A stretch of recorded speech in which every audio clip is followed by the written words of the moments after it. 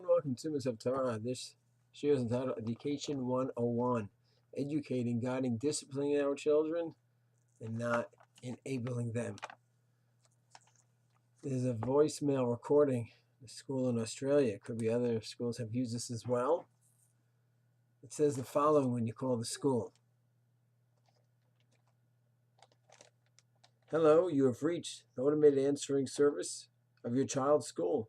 In order to assist you in connecting to the right staff member, please listen to all the options before making a selection. This is not all of them, but read some of them. To lie about why your child is absent, press 1. To make excuses for why your child did not do his work, press 2. To complain about what we do, press 3. To ask why you did not get information that was already enclosed in your newsletter and several flyers mailed to you, press 4. If you want us to raise your child, press 5. To request another teacher for the third time this year, press 6. To complain about school lunches, press 7. If you realize this is the real world and your child must be accountable and responsible for his or her own behavior, classwork, homework, that the teachers are not at fault for your children's lack of effort, hang up and have a nice day. So it's funny, it's humorous, but there's a lot of emes to it as well. Can teachers make mistakes? Of course. Can principals make mistakes? Of course. Can administrations make a mistake? Of course. But a child comes late and has consequences. Doesn't do his work for his tests and fails, and there's consequences. He misbehaves and there's consequences. The parent should be saying, thank you, Yashakoa. I am happy that there's consequences for his improper behavior. That is the best lesson in life that he can learn.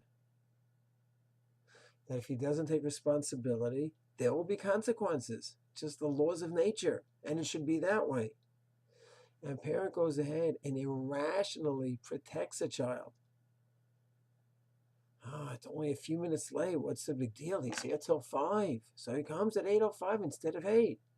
What's the message the parents are sending to the child? What's the message the parents are sending to the child regarding the school, regarding the teachers, and to the child himself? Are there times that there should be adjustments, hakalot, certain leniencies for a specific child because of a certain emotional, cognitive reasons? Of course. But the natural assumption for a regular child is that there's a system and you follow the system. And you study for the test, you do your homework, you behave. And if not, there are consequences.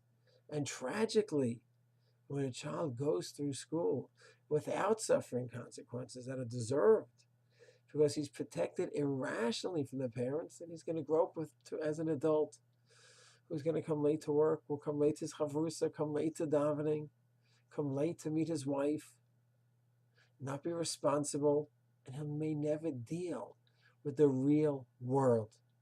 So it's so important that we educate our children. We never enable them.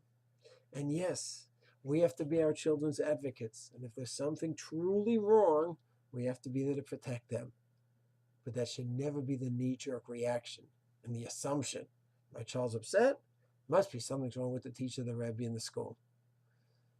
There has to be a paradigm change.